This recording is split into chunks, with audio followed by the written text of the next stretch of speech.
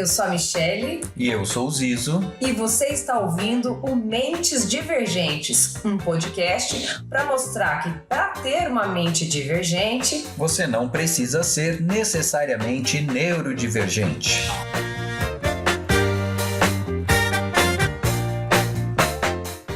Olá, seja bem-vindo a mais um episódio do Mentes Divergentes. E o tema de hoje é: autista também é gente? Será, Michele? Será? Eu passei muito tempo acreditando que eu era alienígena, né? Depois eu descobri que, na verdade, eu sou só Homo sapiens, como todo mundo, né?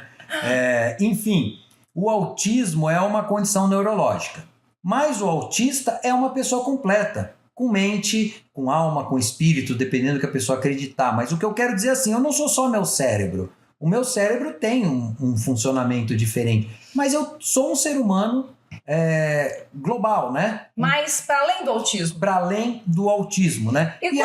Fale.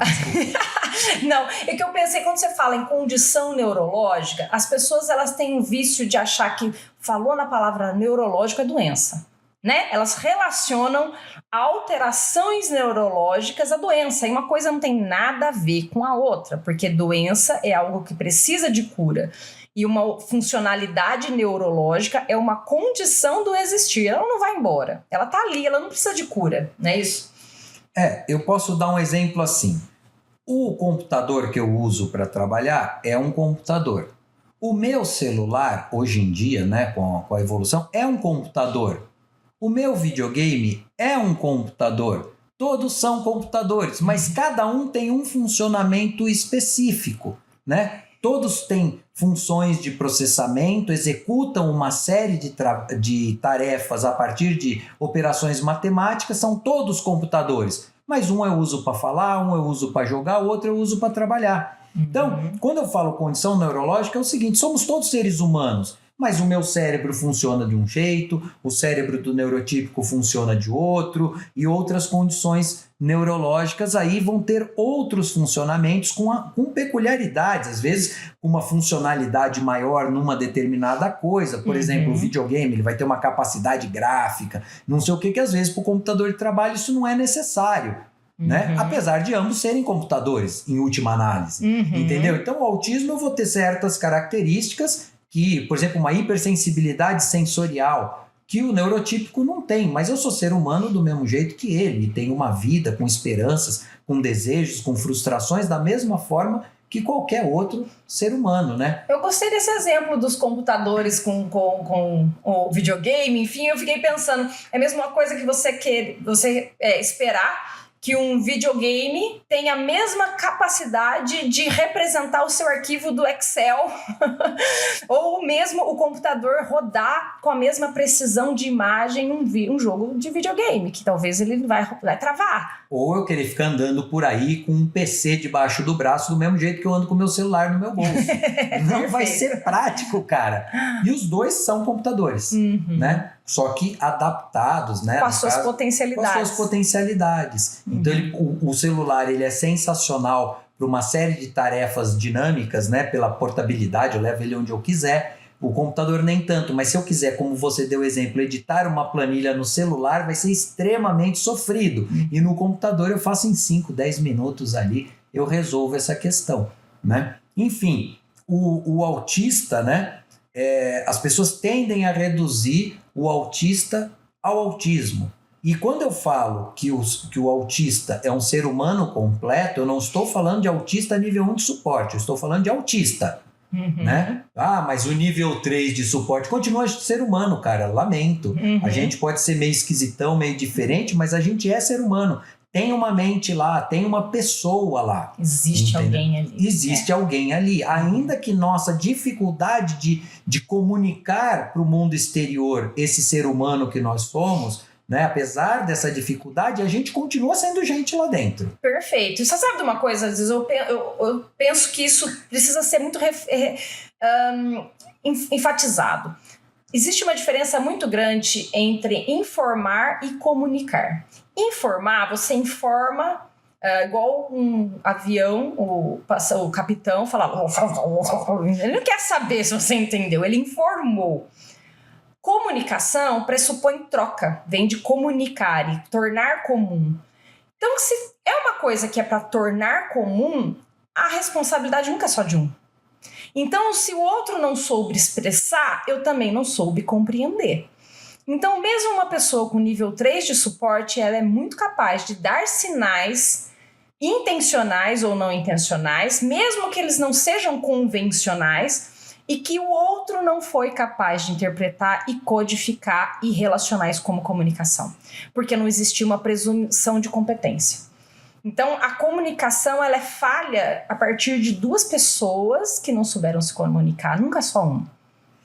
E aí eu volto no meu exemplo do alienígena. Talvez por isso seja uma expressão tão comum entre os autistas dizer eu me sentia alienígena.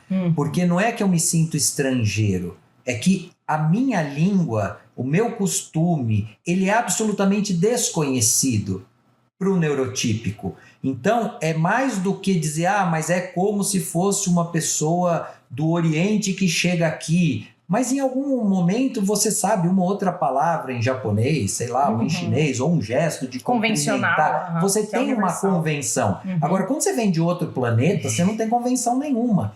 E a gente, autista, tem essa sensação, né? Que é o que você fala, temos que criar esse código. Então você tem que primeiro estabelecer uma conexão, né, emocional com essa pessoa para depois criar os códigos, porque na verdade a língua e a comunicação ela é feita inteira por código. Exato. É que o código já é pré-conhecido da gente, a gente nasceu falante da língua portuguesa, então para nós é um código que a gente já tem decorado. Sim, né? Ele vai entrando naturalmente.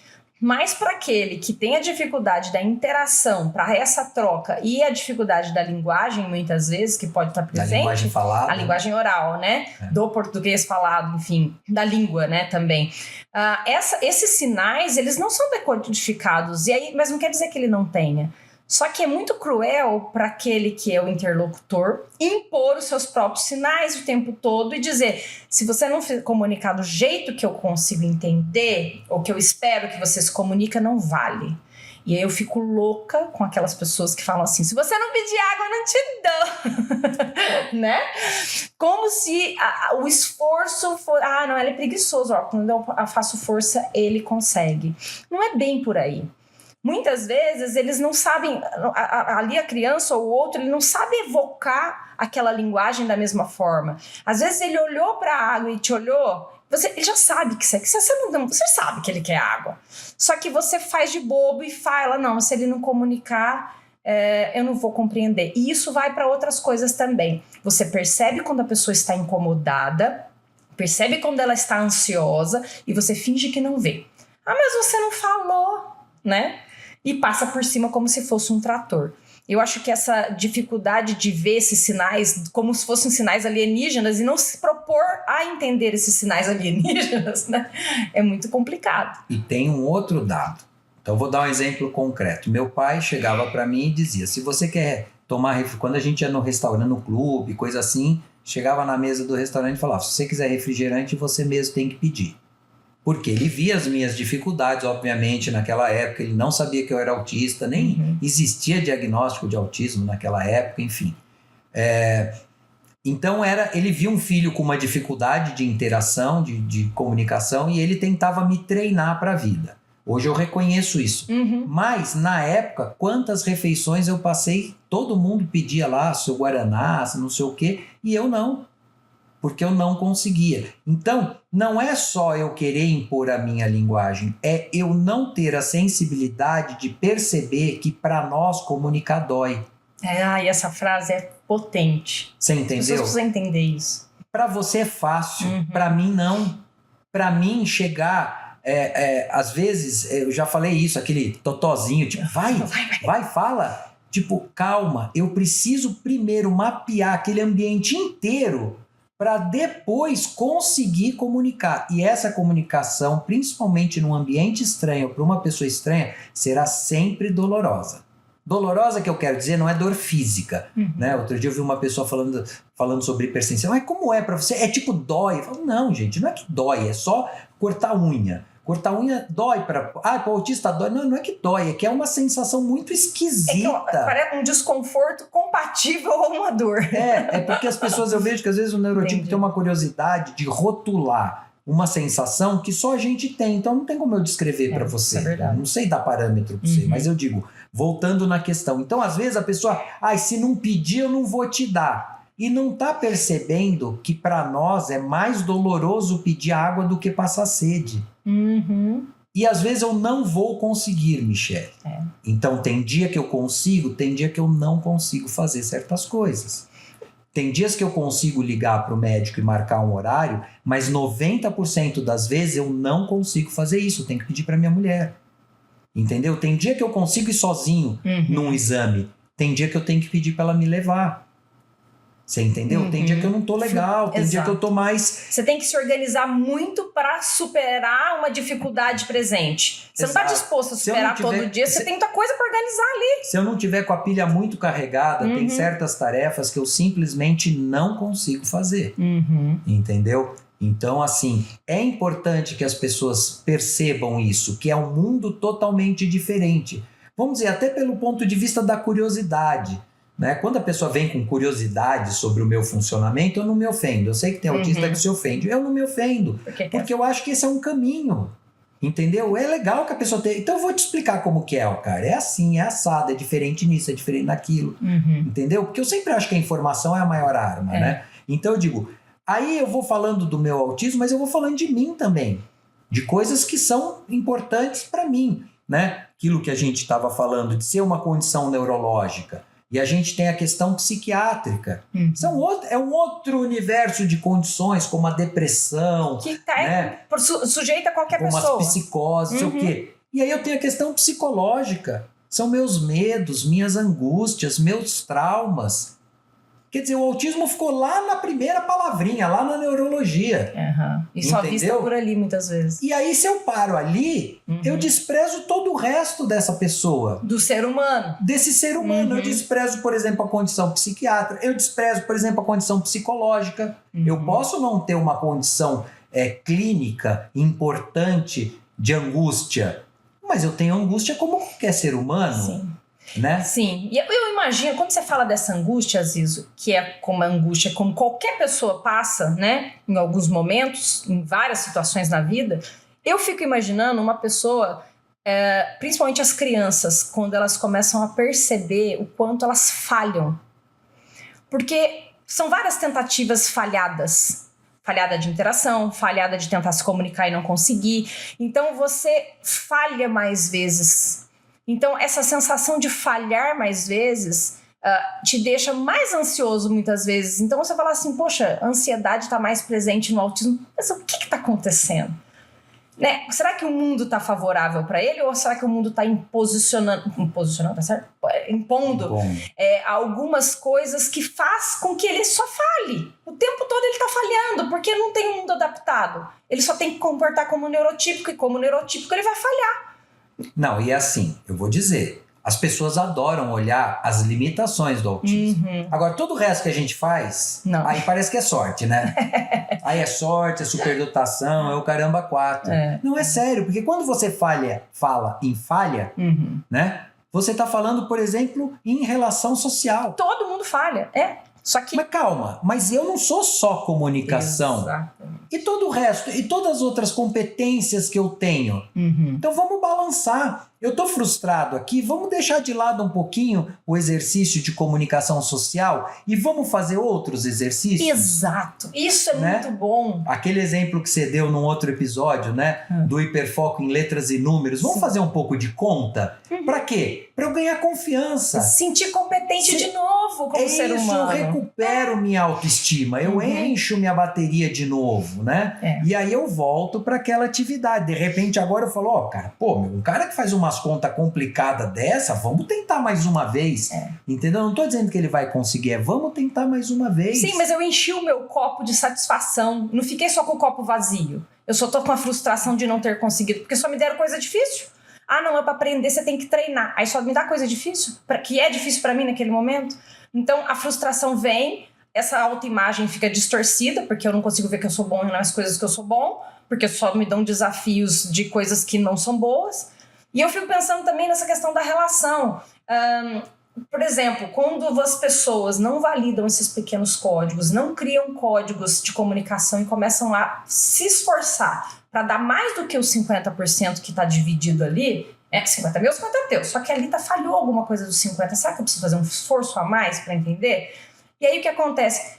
O autista pensa assim, não, eu não vou me esforçar, interagir é muito chato, interagir é muito difícil, interagir não é prazeroso, estar com o outro não é bom. Vai criando várias memórias, mesmo. Não é? É bem isso. Não é isso? Porque você sabe que, tipo, entre palavras, né, falar a palavra, que saco ter que ficar me explicando o tempo todo, pensando, me esforçando, me organizando, e o outro lá bonitão só cobrando. Ah, não entendi o que você falou. Ah, não entendi o que você falou. Fala de novo. Ah, repete. Poxa, aí que experiência que ele vai criar da relação, da interação, que já é uma coisa complicada ali, né? Então, eu acho que o papel do interlocutor no autismo é botar essa relação como prazerosa. E para isso ele tem que se esforçar para poder falar a língua do alienígena que você sente às vezes, não é? Não, e tem também o seguinte, tem coisas que eu nunca vou conseguir. E aí, a gente já falou também sobre o luto, né? Uhum. Aí é a questão de quem está cuidando desse autista lidar com essa frustração. Coisas que eu nunca vou alcançar. Sim. É do meu funcionamento mental. Eu não consigo, mental não, desculpa, neurológico, do meu cérebro. Uhum. Eu não consigo e não conseguiria. Ah, mas você tira de letra, você já faz tanta Você coisa. É tão bom, você é profissional, você faz isso, você faz aquilo. Eu falo, mas isso eu não consigo, cara. Chegar num ambiente novo. Eu acabei de falar, marcar um médico. Às vezes eu não consigo. Uhum. Na maioria das vezes eu não consigo, na verdade. Né? E as pessoas não conseguem entender que isso pode ser difícil se para elas não é. Ah, mas se você treinar, você consegue. Eu garanto que você... Não, eu não consigo, cara. Meu cérebro não funciona desse jeito. E que custo isso tem? O custo de estresse que isso vai me gerar e vai me comprometer em outras coisas que estão equilibradas. Pra quê? Festa na escola da minha filha, barulho, música, milhões, trilhões de crianças berrando. Chegou uma hora, eu tive que parar. Eu tive que parar. Falei pra minha esposa, pra minha filha, falei, vocês vão lá ver o que vocês querem ver. Por minha sorte, né? Tinha lá uma oficina de pipa. Beleza! Delícia! Apertei o botãozinho do vidro, fechei o vidro ali e comecei concentrei. Fiquei ali naquela tarefa, fazendo minha pipa lá, depois de 40, sei lá quantos anos que eu não fazia uma pipa do zero, sabe? Até que tinha varetinha de bambu, o material lá tava bem legal. Aí eu fui lá. A hora que eu acabei, Michele, eu tinha recarregado a bateria. Porque a gente também tem essa capacidade, né? Aí o barulho sumiu, o calor desapareceu, porque eu foquei, fechei ali, recarreguei minha bateria e voltei. Se você me pedir para ir, mas agora, Zizo, que você enfrentou essa festa, vamos para outra? Na outra vai acontecer a mesma coisa, vai chegar uma hora que vai dar o meu limite. Por acaso, nessa, tinha um caminhozinho ali que eu consegui adaptar, me reequilibrar, né? E voltar. Agora, às vezes eu simplesmente tenho que ir embora. Né? Eu já dei esse exemplo, formatura de uma das minhas filhas. Ela até foi legal comigo, ela falou, pai, você não quer levar um abafador de ouvido, né, tal, de som, né? Aí na hora eu levei, assim, eu não entendi direito, na verdade, assim, a sugestão. Quer dizer, eu entendi o que ela estava falando, mas não dimensionou.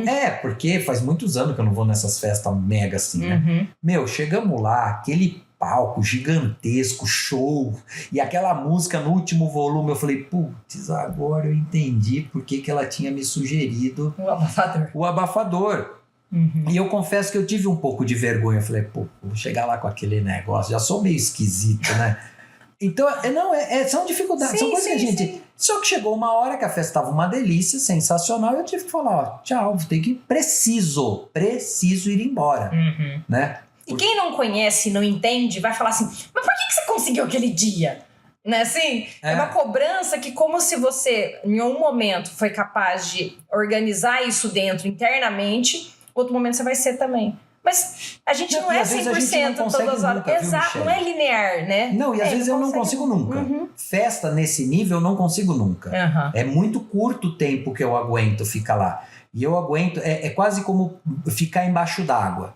Ah, não, se eu ficar se eu treinar bastante, um dia eu consigo ficar 24 horas embaixo. Não consegue, cara. Não consegue. Por mais treinado que você seja, Vai ter um limite. 5 minutos você tem que levantar para respirar. Tô chutando muito alto, né? Entendeu? Sei que tem uns caras que conseguem ficar em apneia, mas enfim, não vamos entrar nesse mérito. Mas eu digo, em algum momento eu vou precisar levantar para respirar. Eu nunca... Pensa, acho que isso vai servir como modelo para o neurotipo. Quando ele estiver ali, exigindo da criança, fala assim, você consegue ficar embaixo d'água o tempo que você quer? Não consegue, né? Eu também não. Meu cérebro também não me permite determinadas tarefas. Festa barulhenta, não há treino que me prepare para isso. Cheiros fortes, essa questão da sensibilidade sensorial, eu não vou conseguir nunca. Não há treino. Gente que fala, põe música alta para o autista acostumar. Não, juro por Deus. Desensibilizar. Cara, você só tá fazendo, como é que se diz? Sessões de tortura com uma criança, porque nunca vai mudar, é o nosso cérebro. Exato, o tratamento com o TO de integração sensorial não é para tirar essa desorganização de processamento, é para você se auto-perceber e desenvolver alguns recursos em alguns momentos para você utilizar, mas não para você mudar o seu cérebro não vai mudar a forma de processamento, né, de captar esses sinais. Tem um filme do Super-Homem, o mais recente lá, o Homem de Aço, enfim, é o do mais recente do Super-Homem. E tem uma cena dele criança que quando começam a aparecer os poderes dele, o Super-Homem tem super audição, supervisão, e é muito legal, acho que isso funciona muito como modelo para o neurotípico, vale a pena pelo menos procurar essa cena. Porque o menino se tranca num armário da escola porque ele tá vendo as pessoas meio com raio-x, todos os barulhos, todas as vozes, e dá aquela angústia. A mãe dele chama a mãe na escola, a mãe chega e fala, Clark, né? Porque é o Clark que é o Super-Homem, ela fala, Clark, se concentra, respira, concentra na minha voz. E aí ele vai conseguindo controlar os poderes dele. Mas assim, se você transporta isso pro autismo, entendeu? Às vezes é isso, a gente tá ali ouvindo todos os sons, sentindo todos os cheiros que precisa. Não adianta você dizer, treina que um dia não passa. Mas às vezes é muita coisa para autorregular. Para autorregular. E depende com quem você tá, em situação que você tá, vivência que você tá, e outra. E aí vem aquela coisa do ser humano, que não é só do autista. Porque tem pessoas que, num momento, alguma situação, está muito mais emocionalmente vulnerável, e isso vai afetar nosso estado.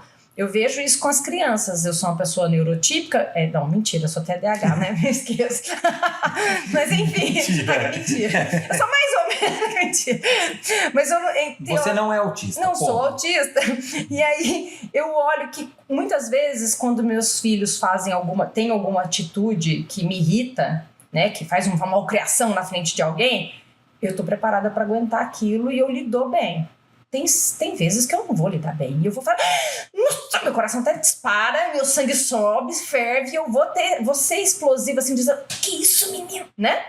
Por quê? Porque a minha capacidade interna de autorregulação é que tá afetada. Não é o que ele fez, é como eu estou. Porque às vezes faz a mesma coisa, mas em uma situação eu vou reagir de forma completamente diferente. Que é o que a gente tá tentando falar, um ser humano completo. E aí olhar pro autista e falar, não, isso agiu assim porque ele é autista. O cara toma um fora da menina que ele gosta, e aí entra em crise, e aí, esses autistas.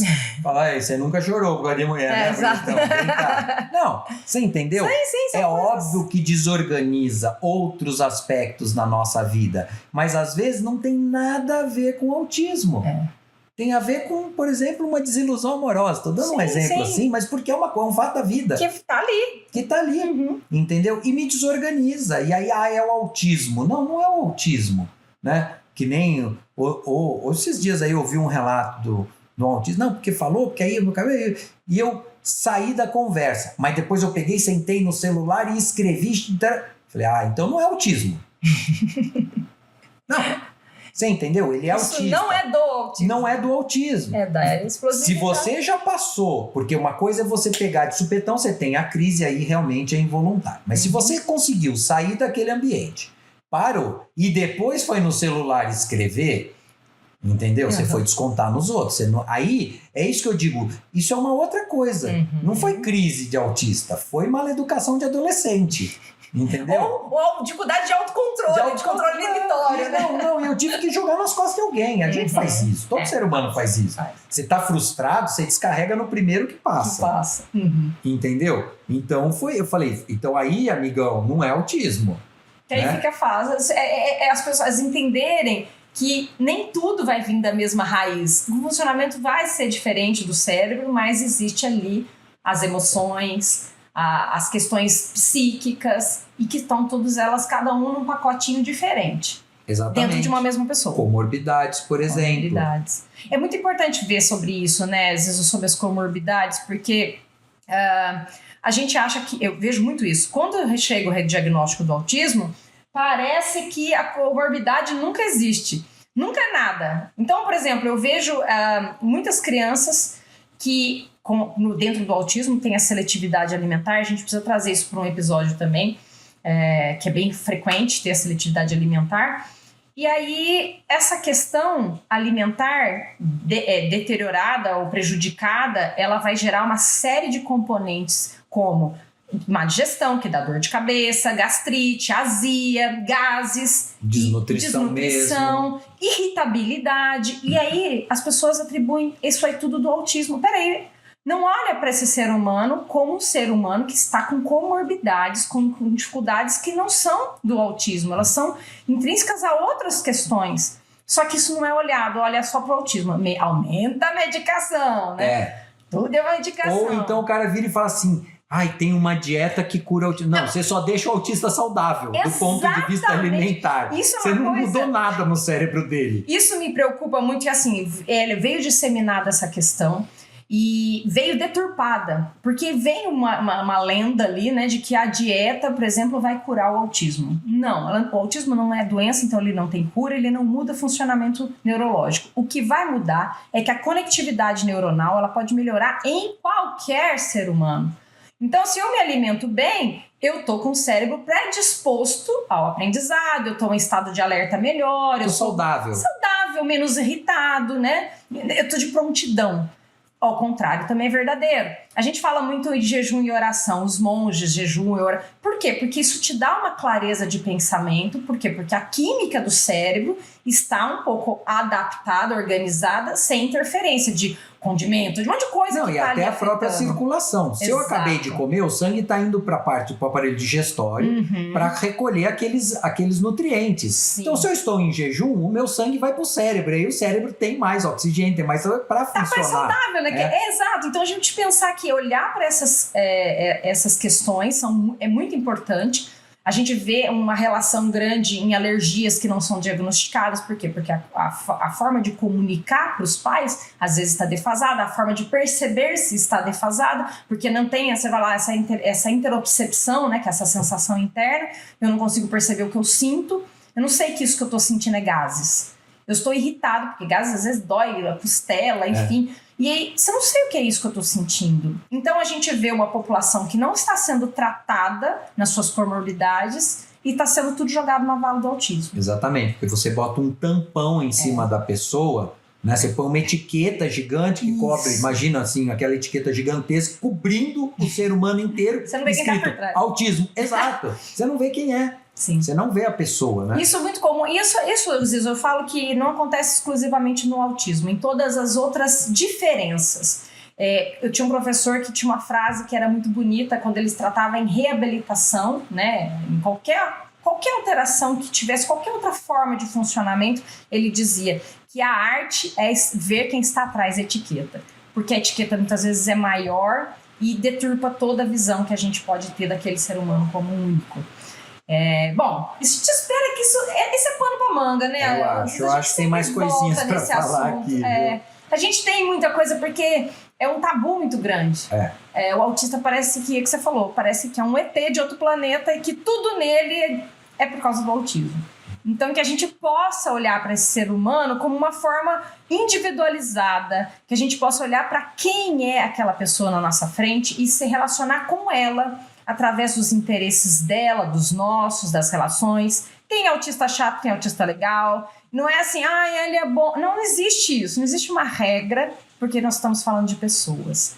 Então, que a gente possa transformar esse olhar com essas informações. Então, se você conhece alguém que é autista ou se você é autista, entenda-se como único e reconheça o outro como único também. Fica aí a nossa mensagem e que você possa estar com a gente nos próximos episódios. Um grande abraço!